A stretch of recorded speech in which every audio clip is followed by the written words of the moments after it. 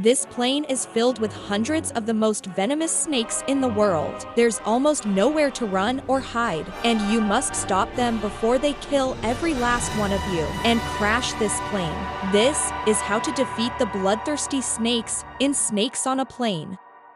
Sean accidentally witnesses a murder out in the woods. The bad guys spot him, but he runs away before they kill him. The bad guys track him down in his home, but Agent Flynn comes to the rescue and they both flee with their lives. Sean agrees to testify against the bad guy, but to do that, they have to board a flight to LA. However, the bad guy, whose name is Eddie Kim, devises an evil plan to stop him before he gets to his destination. So, they send one of their guys to spray some flowers that are supposed to go in the plane's cargo with some strange pheromone liquid. Hold on to that thought because that will be important later. Both Sean and Agent Flynn board the plane, and then the rest of the passengers follow later. But little do they know that things will go sideways really fast. The attendants demonstrate the safety protocols, and the flight finally takes off. Somewhere in the cargo, a timer for 2 hours goes off next to a lot of snakes inside a cage. 2 hours later, the timer goes off and an explosion blows the wooden cage wide open, and hundreds of snakes slither their way out of the cell. Their first victim? The pets in the cargo area. But this won't be enough for them. There are hundreds of passengers on board, and these bloodthirsty snakes will stop at nothing until they are all dead.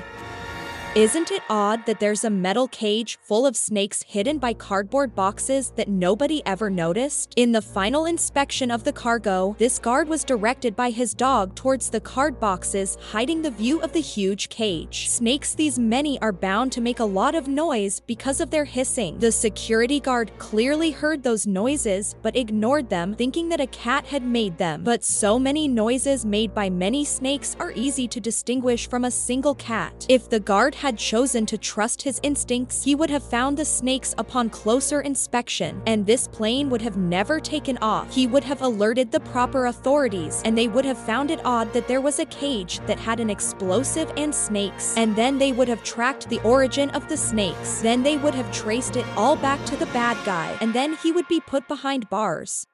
Back in the coach, a couple gets too horny, so they go to the toilet. You know the trick where one of them goes first, and then the other one follows, so it doesn't seem too obvious. Even though people already know what's going on, the guy removes the smoke detector so that they can smoke while making out, and then they take their clothes off. In the vents, the snakes find the opening left by the missing smoke detector, so they approach and see the guys having a really good time. They sneak through, and just before one of them strikes, the woman notices it, and she screams at the top of her lungs. The snakes bite them all over their naked bodies. Just outside the toilet, the flight attendants notice all the banging and screaming, and they assume that it's just the regular naughty stuff going on. Little do they know that the most unimaginable horrors are happening on the other side, and that they are next.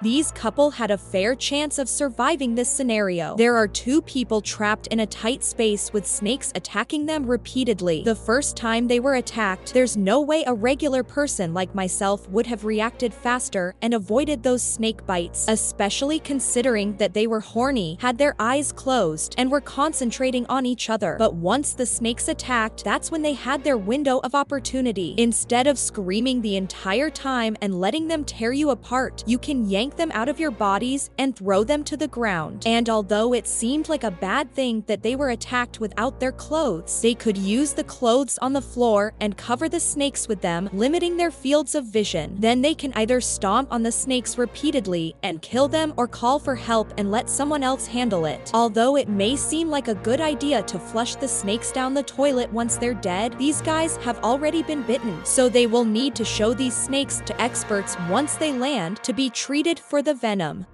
In the spaces inside the plane, the snakes accidentally destroy the wires powering some plane parts. This gives the pilots a lot of trouble since they don't know what's happening. As if the night wasn't already ominous, there was a raging storm outside threatening to take down the plane at any moment. The pilots do the right thing, and they notify the control tower that they've lost power to some parts of the plane. Meanwhile, the snakes have already made their way into the coaches, and they slither all over the floor. But none of the passengers have noticed this yet as they circle all around their feet. This makes me curl my toes just thinking about it. One lady lifts her leg just in time before a snake bites her tiny toes. She gets off lucky, but for how long? Another dude goes to a different toilet to relieve himself. While in the middle of it, a snake slithers out of the toilet seat only to be pissed on by the unsuspecting guy. This seems to anger it, so it bites his pee-pee. That has got to hurt. The poor guy shouts in pain as he tries as hard as possible to remove the snake from his pee-pee, but without any success. He knocks his head on the wall in all the commotion, and he slowly collapses as he loses consciousness. R.I.P. to the poor soul. The snakes march on, beneath the passengers' feet, looking for the next prey. The next victim is a sound asleep woman,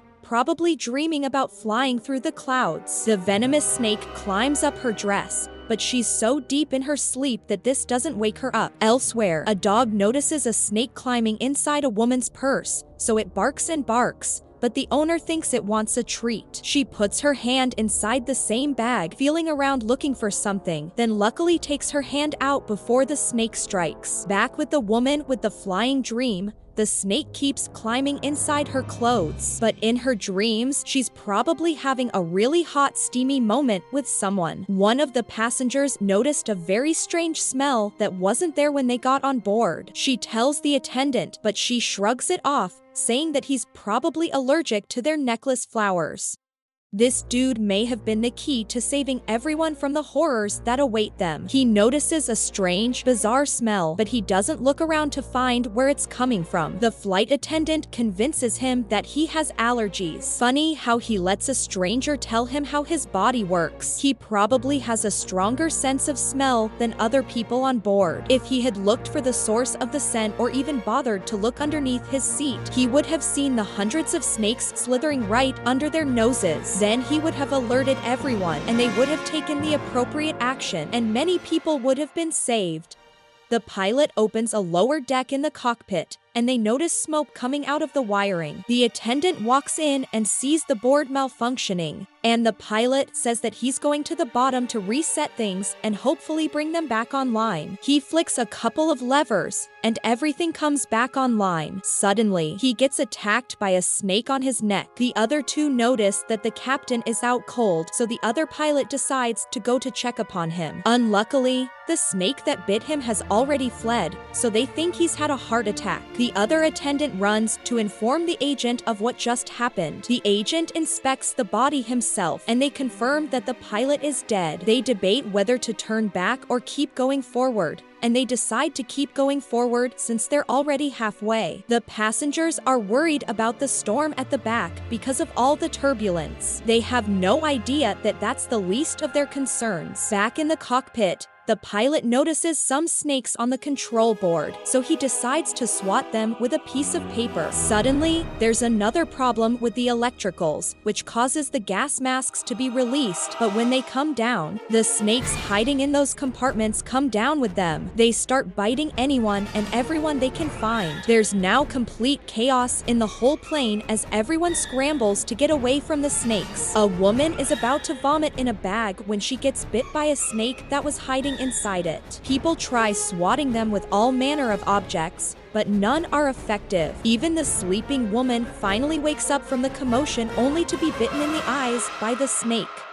The snakes are now out of their hiding holes, and almost everyone knows about them now. There's chaos everywhere as everyone tries to save themselves from the vicious creatures. People are getting bitten or dying everywhere you look. Some had a chance of surviving, while others were just caught off guard, and there was nothing they could have done. This woman is about to vomit in her bag when a snake flies out of the bag and bites her in the mouth. She should have bitten the snake back as hard as possible and made sure that she severs the head from the rest of the body. It would have been stunned enough that it lets go, and she would have a fighting chance. The chaos, however, is what gets a lot of them killed. If one of them took charge, they would instruct the others to stop panicking and run towards a different coach as fast as possible. The snakes seem to have only invaded this coach, so it makes sense to abandon it and reorganize yourself in a different coach. The sooner they do this, the more people will be able to survive. Once they get to another coach, coach, they can barricade the door with anything they can find. Then, as soon as they're safe, they can strategize and find a way to land safely. One of the officers falls down a flight of stairs due to the turbulence and lands on a bed of snakes. And one of them bites him in the neck, but Agent Flynn shows up just in time to save him. He shocks them with a taser and they flee. Meanwhile, all the commotion from the turbulence and the snakes flying all over the place, biting everyone, makes it seem like there's little hope for the passengers. Agent Flynn charges through the commotion with his taser and orders everyone to move forward to a different coach. They panic and cause a stampede. In the fuss, people end up getting stepped on and they die. Like this dude who gets a heel stuck in his ear. It's all chaos and confusion. Someone finally finds the first couple dead in the toilet. This woman gets knocked unconscious while holding a baby, trying to escape. An attendant celebrates after he microwaves a snake. This guy gets bitten on his butt. Eventually, most of them get to the other section, and Agent Flynn instructs them to raise a barrier to keep the snakes on the other side. So, they stack briefcases in the doorway. Then the flight attendant instructs them to close any compartments they can find to stop the snakes from passing through. Another attendant peeks through the briefcase barrier, and she hears a baby crying. So, her maternal instinct kicks in, and she tears down the wall to go and save the baby. She finds the baby's mama, and across from her, the baby. But there's bad news. A snake lurks right next to the child, ready to attack. The attendant quickly grabs the child, but gets bit instead. Then she stumbles away and safely escorts the both of them back to the safe zone, and the others put the barrier back up. At this point, the survivors start to check up on their wounded and take stock of everything. The attendants look for a doctor in their records, but sadly the only one available is still sitting in his seat beyond the barrier with a snake slithering out of his mouth. The agent speaks to his colleagues back on land and informs them that Eddie Kim is planning on bringing down the entire plane using the snakes to make sure that Sean, the witness, never makes it to the stands. How diabolical. A woman on the plane noticed the swollen hand of a kid who had been bit, so she took matters into her own hands. She asks for olive oil so she can swirl it in her mouth to prevent any infection, then uses her hairpin to make an incision on the hand, then sucks out the venom. There's a brief moment of calm around the plane, but we all know that this is the calm before the storm. The snake's thirst for more blood proves too strong, so they start heading for the barrier. The people notice this, so Agent Flynn asks for a fire extinguisher. They spray this on the snakes, and this only does enough to hold them off for now. He hands someone else the extinguisher and then asks for weapons, but all they can find are sporks and broken champagne bottles. They tape the bottles on poles to use them to stab the snakes from a distance. Back on land, the officers mobilize a snake expert, and they phone him in to speak to the agent on the plane. He tells them that snakes don't attack unless they're provoked, that something is making them go crazy, then tells them that it's probably a pheromone. Remember this one? The one that the bad guys sprayed at the airport? The passengers are now absolutely pissed. Nobody paid for a flight only to have snakes bite their butts. Everyone is either tired, bitten, or stepped on, and they raise their frustrations at the attendants. They shove aside the attendant and climb up to the first class, where the agent is, to get more answers from him. However, the agent is not swayed by the crowd, but tells them to round up all the dead snakes they can find, so they can send the pictures to the expert that's waiting for them on the ground. Then they can use those images to administer the appropriate venom to the ones that have been bit. The pilot starts dozing off in the cockpit, and a snake sneaks up on him and attacks him. He falls inside the hole where his co-pilot died, and that's the last of him. An attendant comes to check on him and starts freaking out when she can't find him. She peeks through the hole, and a snake attacks her but misses. She closes the hatch and starts fighting with the snake. By now, the plane has started losing control and started descending to the ground at full speed. The cockpit is one of the most important parts of the plane. It holds all the controls that enable a safe takeoff, flight, and landing. By now, everyone knows that the aircraft is filled with snakes, including this pilot. This also means that he knows that his co-pilot did not die of a heart attack, but from the snake bites. Also, he was attacked earlier by a couple of snakes, and the only place they could have come from is from below. But until now, he still hasn't closed the hatch to prevent any more snakes from coming in and killing him. The obvious solution here is to make sure that the cockpit is a fortress and make sure that all openings have been blocked off. That way, when everyone else is worried about the snakes, you won't give them another reason to worry by being the only pilot and dying off too easily. The attendant takes a couple of swings at the snake with an axe, but misses each time. The agent comes to check what's going on just in time to see her finally land a hit on the snake and kill it. And they take the pilot's positions and start to pull up at the yoke. While the plane is descending, objects start rolling towards the cockpit, and eventually, they destroy their briefcase barrier. The snakes take the sweet opportunity and start slithering to the safe zone. The attendants instruct everyone to run towards the upper level of the first class while someone holds off the snakes as best as possible. But more things keep rolling over in their direction and knocking over the ones trying to hold them off. So, the snakes finally pass through the doorway and start attacking those knocked over. Everyone in the safe zone panics as they all struggle to climb up the stairs simultaneously. What they don't know, however, is that a giant snake is lurking above them in the vents. Its weight proves to be too much as it cracks the glass and comes crashing down. It's just wave after wave of misfortune for the poor passengers. In all the commotion, they overcrowd the stairs, and just as you'd expect, they destroy it, and they all fall. Some even land on sharp objects, and they die just like that. The giant snake focuses on one guy, so to save himself, he snatches a dog from someone and throws it at the snake, and it gets swallowed almost immediately. This devastates the owner, who bawls out in tears. But the snake comes back and wraps itself around the guy, and everyone backs away from him as the massive snake starts swallowing him, starting from the head. The worst thing that can happen when a commotion breaks out is freak out and throw common sense out of the window. Everyone crowded the stairs, and they all just stopped in their tracks for some reason. Those at the top stopped moving, so those at the back couldn't keep climbing up. The combined pressure of their weight applied on the stairs caused the entire thing to come crashing down. If even a couple of them had kept a cool head, they would have noticed that the giant snake wasn't even interested in them. It was headed in the opposite direction, but nobody took the time to properly assess the situation. If they did, there would have been fewer people struggling to get to the top, and one by one, they would have eventually gotten to safety.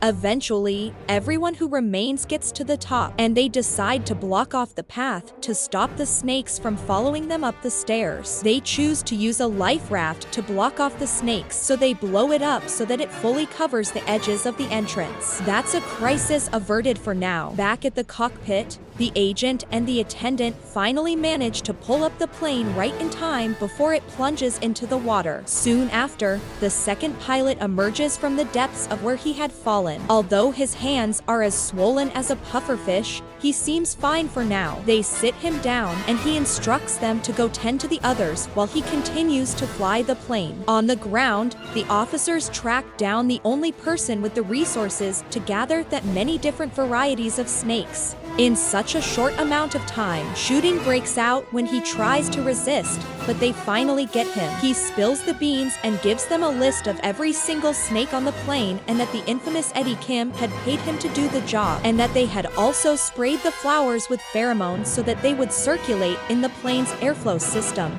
and make the snakes extremely aggressive. All this gives them enough evidence to prosecute Eddie Kim. Back at the plane, Agent Flynn checks on the pilot. They find the door locked, and after calling him multiple times without response, he picks the lock, and they unlock the door. Sadly, the pilot, who's now dead, falls over as soon as they open the door. And inside the cockpit, multiple snakes are slithering all over. That's one more problem. They now have to land the plane, but all the pilots have died. They ask around the plane for anyone who can fly the aircraft, and one kid comes forward. Apparently, he has over 2,000 flying hours, but what they don't know is that he has only flown in video games. Agent Flynn tells everyone to find something to hold tightly, which they do. He then shoots the window. He plans to let all the snakes out using the pressure from the air leaving the plane. Objects start flying rapidly out of the plane, and then they open the cockpit door. The snakes that were inside come flying out, and the pressure carries them outside one by one.